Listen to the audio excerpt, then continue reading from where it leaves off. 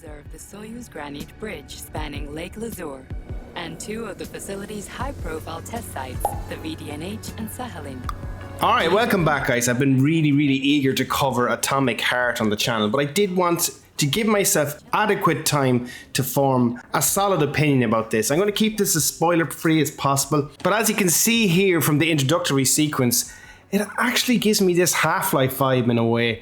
The opening 30 minutes of this game do a really great job at setting the tone and a lot of world building here. So essentially an alternate timeline in Russia where everything is really controlled by robots, but robots are working with humans and robots are working for humans. And initially what looks like a utopia suddenly and quickly turns to shit. And this is where you, P3, the protagonist, starts his adventure.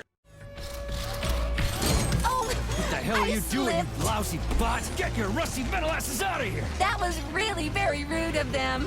The elevator is now operational.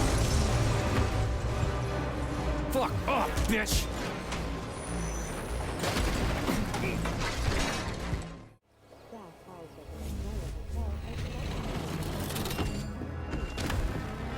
So as you pick up your axe, you can already see, you even get a Bioshock vibe here. And that's not an insult to this game. I think it clearly has influences from these games, but at the same time it stands out on its own 2 feet. And first and foremost, graphically the game looks stunning. It runs 60 FPS and it looks absolutely gorgeous on the PS5. And it uses its graphics engine really well and it makes the game really atmospheric. And basically in the early hours of the game you learn that a virus has overtaken the robots and pretty much turned them into rabid killers. And in this case here I'm just sneaking up behind one and taking them out. The stealthy approach, especially early on, is a good advice considering how challenging it can be. I highly recommend playing this game on hard, by the way, but when the robots go crazy, they go fucking crazy. Watch this.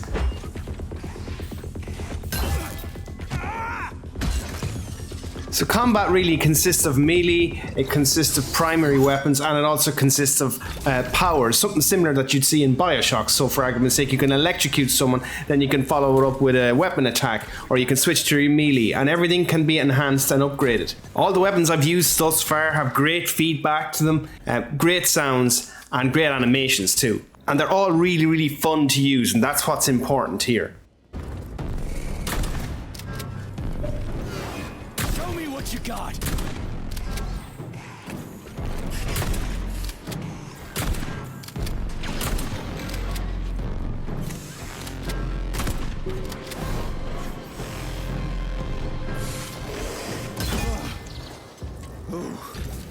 Terminated. What I absolutely love about this game too, it's batshit crazy, and some of the reviewers are complaining about the dialogue and that, but I absolutely love this mad shit. Hell of an arsenal there, lady. What are you planning?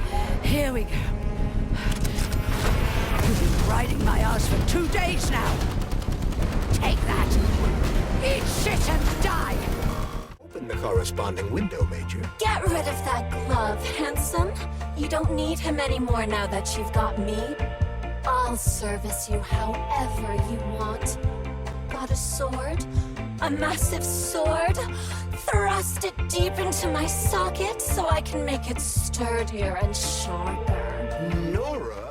Like seriously, the dev team must have had a screw loose making this game. There's just so much randomness about it and it's fucking hilarious, I find. It really is. Like you're interacting with dead robots on the ground that can still talk because their brains are still kept alive. It's all pretty mad, but it's stupidly funny in between the kind of horror themed tone that the game is really going for. Now again, to maybe go back to comparatively speaking, when I look at this game, what does it feel like? It feels like Bioshock, it feels like a bit of Half-Life, it feels like a bit of Fallout in a way. And it also feels like it's got some survival horror elements as well, again depending on what difficulty you're playing on.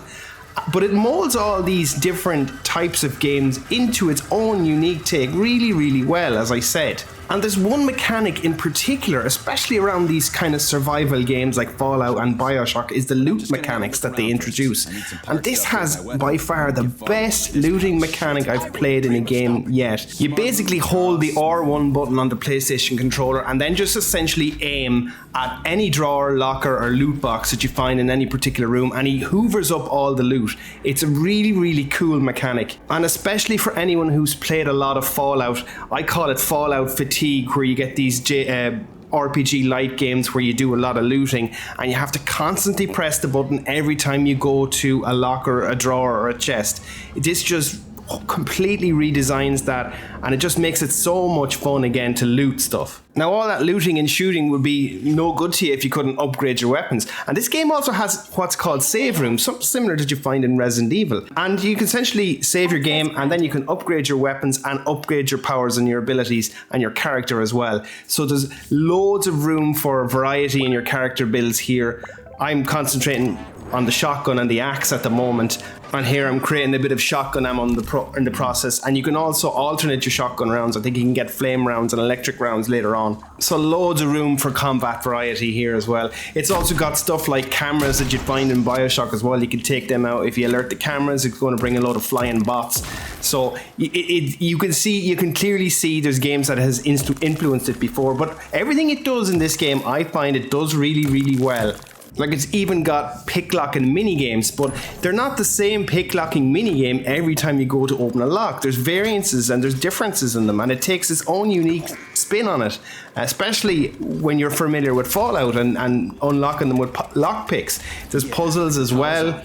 It can be fairly straightforward, but they have some variety and they get more complex as you go through the game. So really and truly a really, really fun blend of humour, of atmosphere, of action, of horror, and all those little elements blended in from Fallout, from Half-Life in its setting, and from Bioshock as well in regards to its powers. And how could I not forget about the glove that essentially talks to you throughout the game, and between yourself as the protagonist and your glove itself, you have constant back and forth interactions. Sometimes the humor comes off, sometimes it doesn't, but most of the time I enjoyed that dialogue. Holy shit. Where did all these monsters come from? A mere hypothesis, but I suspect they're the bodies of dead soldiers that have been infected by sprouts. A fucking hypothesis? Are you shitting me? It's merely my own determination. So all in all, what's my final take on Atomic Heart so far? I've played about 7 hours now, really, really enjoying myself. I think I need to use the word refreshing. This game is refreshing. It's tons of fun. It has some unique mechanics that improve on games that obviously influenced it before, and it combines them all together mostly really, really well. And I tell you what, it's definitely worth your time, especially if you're into action RPG light shooters, and especially ones that have been around Bioshock, Fallout, stuff like that. If you're a fan of those games, you'll be absolutely a fan of this game, I can guarantee it. Anyway, I'm getting back to playing some more of this, guys. If you liked the video today and you're new to the channel, please consider subscribing, and I'll talk to you in the next video. Thanks for watching.